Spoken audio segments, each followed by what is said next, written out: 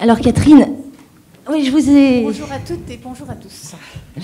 Je vous ai invité à nous rejoindre parce que, comme donc en tant que dirigeante du FMEA, c'est vous qui prenez, enfin, vous êtes en tout cas au fait, vous prenez la température de l'industrie automobile quotidiennement. Et j'aurais aimé du coup que vous en parliez un petit peu. En quel état est-elle? Alors, dire deux mots de l'année 2013. Je dirais d'abord qu'elle a été absolument passionnante, mais quand même difficile. Difficile parce que un marché européen en baisse, en recul de 1,8%, un marché français en recul de 5,7%. Quand on regarde la production, comment elle a diminué depuis 2007, c'était 40% de moins. Donc la situation reste forcément très tendue pour la filière automobile et les équipementiers et les sous-traitants qui travaillent et qui fournissent essentiellement les clients en Europe de l'Ouest. Ceci étant dit, compte tenu de cette situation, ce qu'on a essayé de faire cette année, il nous a paru vraiment important de donner une dimension européenne à notre horizon d'investissement.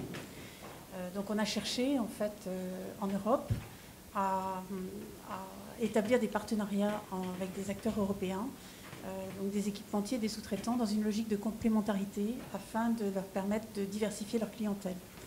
Alors dans cet esprit-là, j'ai eu quand même pas mal de rendez-vous avec la filière allemande, en Espagne, en Italie, et on a réalisé des augmentations de capital. On a réalisé des augmentations de capital pour deux de nos participations.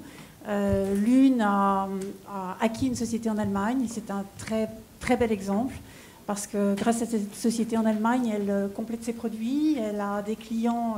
Elle va avoir des clients allemands, elle élargit son marché. Vous nous rappelez Alors, c'est la société Delfingen. C'est une société qui fournit des protections de câblage, entre autres. Et maintenant, elle a également acquis une société en Chine. Elle se développe vraiment partout. Et c'est une très belle histoire. Et l'autre cas, c'est une augmentation de capital la société a fait une joint venture avec un Allemand.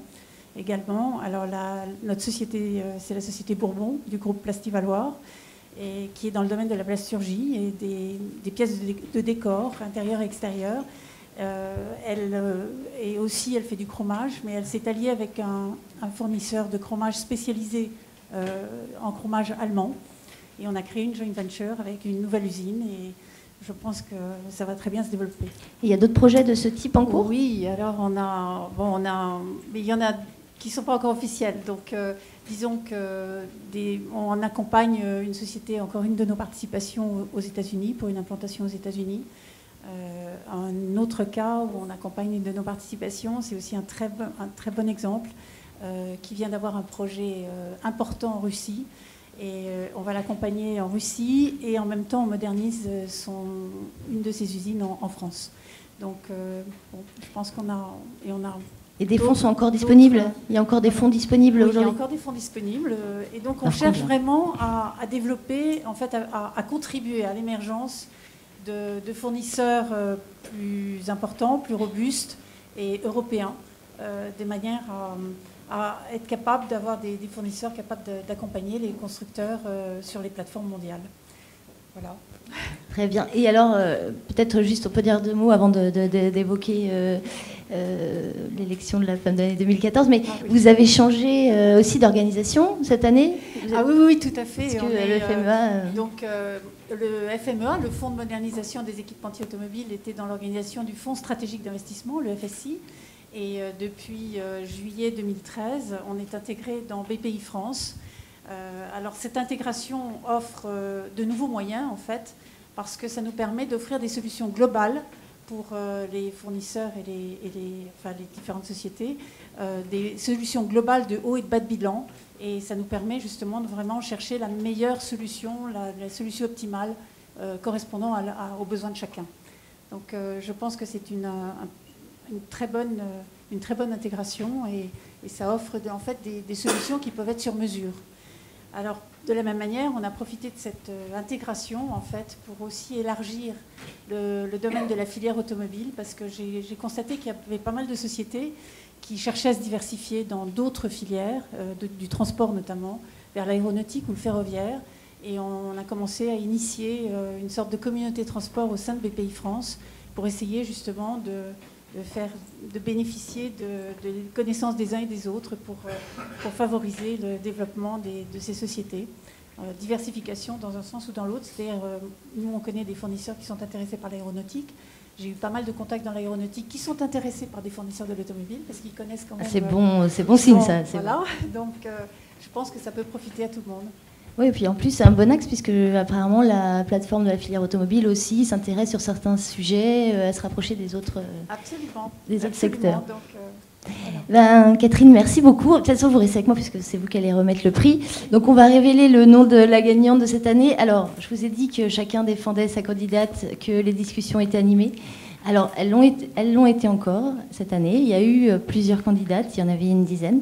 Mais le choix s'est un peu imposé de lui-même puisque le 10 décembre dernier, pour la première fois, une femme a accédé à la tête de l'un des plus grands constructeurs mondiaux. Le premier constructeur américain. Voilà. Donc, Mary Barra a été élue cette année, femme de l'année 2014, Wave. Alors, comme vous le savez... Oui, j'aurais dû... Alors, comme vous le savez, il y a des soucis de rappel en ce moment chez GM. Et donc, elle était très prise ce soir. Elle est désolée, elle n'a pas pu être parmi nous. C'est vrai, non mais c'est vrai, je suis sûre qu'elle serait venue. En tout cas, tout a été fait pour qu'elle vienne et à un moment, il en était question. Donc je vais juste vous rappeler quand même un peu qui est Mary Barra. En fait, le jury l'a choisie, bien entendu, parce que c'était un choix évident qui s'imposait. Mais en même temps, c'est vraiment une fille du sérail, quoi. Elle est tombée dans la soupe dedans. Elle est fille d'ouvrier, GM, donc elle a grandi dans le monde automobile. À l'âge de 18 ans, elle a fait un stage en alternance dans le cadre de ses études d'ingénieur chez GM. Quand elle est arrivée dans l'entreprise, donc elle était toute jeune, et on a vite détecté en elle une vraie passion pour l'automobile. Et elle a été très vite placée parmi les jeunes à potentiel.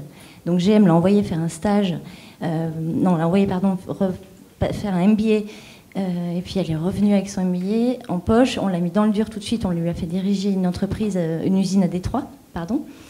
Quelques années après, Jack Smith, l'ancien PDG de l'époque, l'a appelée pour devenir son assistante exécutive. Voilà, elle a gravi comme ça les échelons petit à petit, hein, je vous le fais rapide.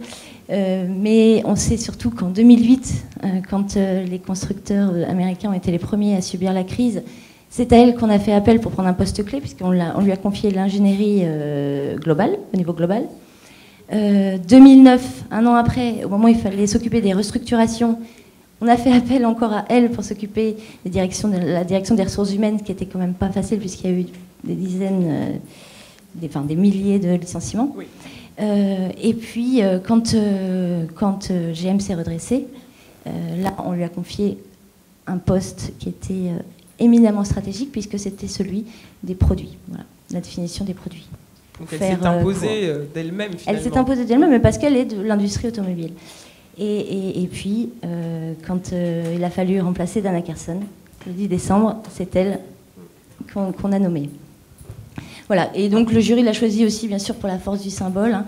Et là, je voulais juste, peut-être, mais rapidement, vraiment rapidement, vous lire juste ce petit mot qu'a écrit Alexandre Guillet du Journal de l'Automobile, qui est membre du jury, et qui a dit... donc sur l'élection, hein, qui m'avait fait un petit mot pour justifier. Alors il a dit voilà. Par ailleurs, Mary Barra bénéficie de la force du symbole. Une femme à la tête de GM, voilà qui était encore inenvisageable il y a peu. Une femme de surcroît, fille d'ouvrier comme l'a souligné Barack Obama dans un discours officiel. Dans le berceau historique des car guys à la Bob Lutz, retrouver une carwoman au sommet marque les esprits. Surtout que la concurrence était rude. Un symbole n'est pas un arbre qui cache la forêt, mais une voie à suivre. Or, on sait que dans les 500 plus grandes entreprises mondiales, moins de 5% d'entre elles sont dirigées par des femmes. Par ce choix, le jury vient donc aussi de sanctionner la société sur le fameux plafond de verre. Voilà. Et c'était un homme qui nous l'a écrit. Voilà, c'est pour ça que je le notais.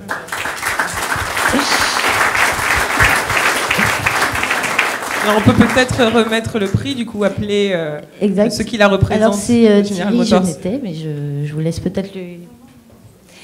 Thierry Jeunetet, directeur marketing de GM France. Voilà. Merci. Je suis vraiment très honorée et particulièrement fière de remettre ce trophée à Mary Barra, Je lui souhaite une année de succès, fantastique. Et puis je pense on aura un petit clin d'œil européen sur son bureau, parce que comme ça, avec ça, je suis sûre qu'elle pensera aux femmes de l'automobile. Merci, elle est absolument honorée. À l'Europe. Voilà. Merci, merci. Je suis sûr qu'elle est absolument honorée. Elle l'est. Elle aurait aimé y mettre ici ce soir. Je suis désolé pour ma voix cassée. Yves, tu sais ce que c'est? Le 3e but du PSG m'a cassé la voix. Oui, Monsieur Puerto le disait, Marie Barra, c'est un parcours sans faute, c'est un talent, mais c'est aussi, et comme le montrait l'étude avec Boards, c'est une culture d'entreprise chez General Motors. Il n'y a pas besoin de prouver les chiffres, vous les avez amenés vous-même.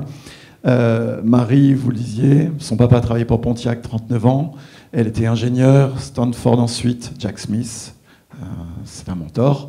Et puis, après une période de restructuration, évidemment, 5 ans après, elle s'impose son parcours sans faute, elle s'impose comme CEO de notre boîte. C'est symbolique d'une vraie culture d'entreprise, la mixité qui n'est pas forcée du tout dans notre entreprise. On a des exemples dans notre board à Détroit, j'ai des exemples en qualité, c'est Alicia Howell de mémoire, j'ai des exemples aussi, la vice-présidente de ressources humaines.